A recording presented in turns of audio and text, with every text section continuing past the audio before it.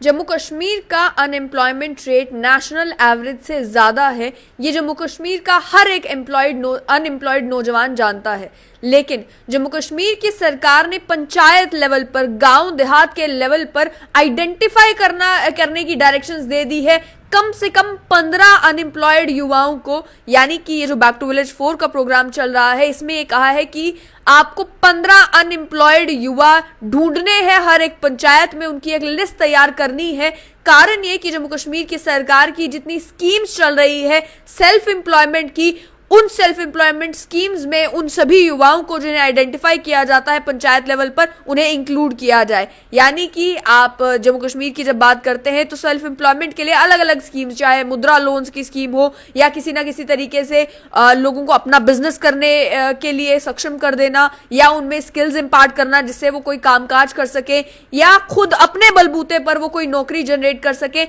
इस तरीके की कई सारी जम्मू कश्मीर सरकार की सेल्फ एम्प्लॉयमेंट की स्कीम्स चल रही है। अब सरकार ने ये डायरेक्शंस दे दी है बैक टू विलेज में गांव-गांव में जाने वाले अफसरान को, विजिटिंग ऑफिसर्स को, कि आपको हर एक पंचायत में जम्मू कश्मीर की 15 नौजवानों को शॉर्टलिस्ट करना है, 15 अनएम्प्लॉयड युवाओं की लिस्ट बनानी है जिन्हें इसी तरीके की सेल्फ एम्प्लॉयमेंट स्कीम्स में इंकलकेट किया जा सके। अगर इसके नंबर्स की ओर नजर दौड़ाई जाए तो जम्मू कश्मीर में 4129 पंचायत हैं, और उसे जब आप 15 के साथ मल्टीप्लाई करते हैं कि हर एक पंचायत में आपको 15 नौजवान ढूंढने हैं, तो आपको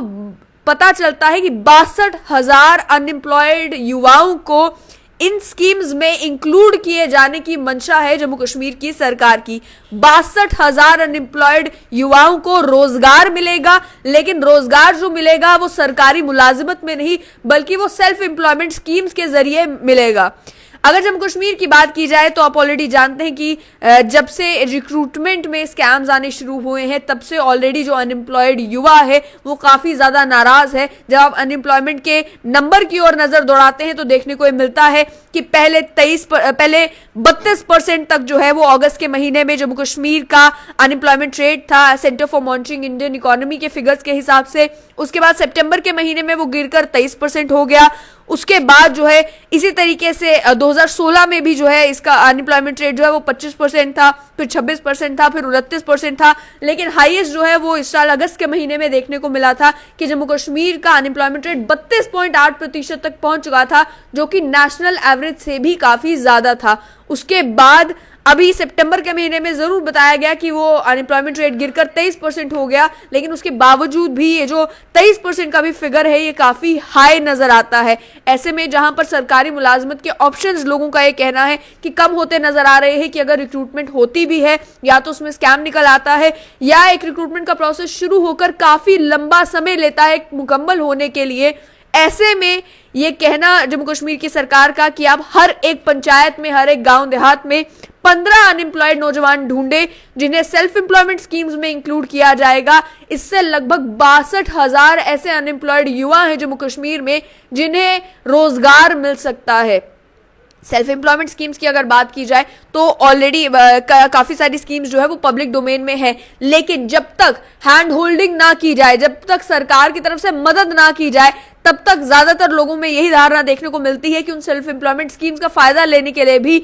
लोग अगर बैंक के पास खुद जाते हैं तो उन्हें काफी सारी प्रॉब्लम्स का सामना करना पड़ता है। ऐसे में जब सरकार ही कह रही है कि आप लिस्ट बनाए 15 नौजवानों की और उनकी मदद की जाएगी इन सेल्फ एम्प्लॉयमेंट स्कीम्स में उन्हें इंक्लूड करने में, तो जाहिर सी बात है उससे जो रोजगार का माध्यम है वो और ज्यादा आसान हो जाएगा। ऑलरेडी बैक टू विलेज 4 जो है वो अलग अलग पंचायत में चल रहा है, उसको लेकर भी लोगों में नाराजगी इस बात की है कि अब जो पब्लिक वाला कंपोनेंट था कि आप पब्लिक से एंगेज करते, पब्लिक आती, पब्लिक जो है वो उन अफसरान से बात करती, उस कंपोनेंट को जो है बैक टू विलेज 4 में साइडलाइन कर दिया गया है। ज्यादा एम्फेसिस जो है वो सरकारी बाबुओं के ऊपर है कि वो पंचायत में जाकर डेवलपमेंटल के काम देखेंगे या स्कीम्स के बारे में अवेयरनेस क्रिएट करेंगे या लोगों की ग्रीवेंसेस भी सुनेंगे, लेकिन पब्लिक से इंटरेक्शन जो है वो एक major part back to village 4 का फिलहाल इस नए प्रोग्राम में नहीं है। उसका कारण एक ये भी बताया जा जा रहा है आम लोगों के द्वारा कि बैक टू विलेज 1, 2 और 3 में जिस तरीके का रिस्पांस देखने को मिला कि लोग तो बढ़ चढ़कर आए बैक टू विलेज 1 में, बैक टू विलेज 2 में भी ढोल नगाड़े बजाए गए, लेकिन बैक टू विलेज 3 में जो है एंथुजियाज्म कुछ हद तक कम हो चुका था।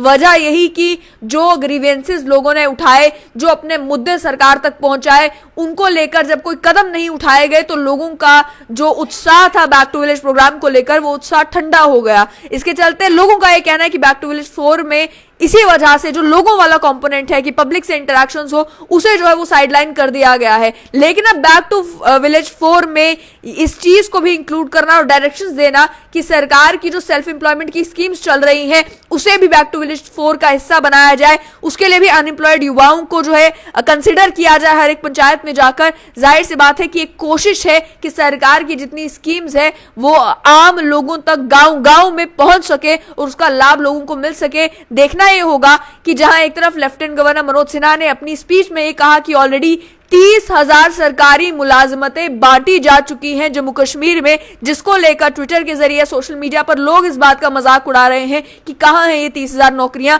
वहीं क्या ये 62,000 मुलाजमतें देने की जो मंशा सरकार की है सेल्फ एम्प्लॉयमेंट स्कीम्स के जरिए, क्या वो मुमकिन हो पाता है इस बैक टू विलेज 4 प्रोग्राम के बाद या नहीं?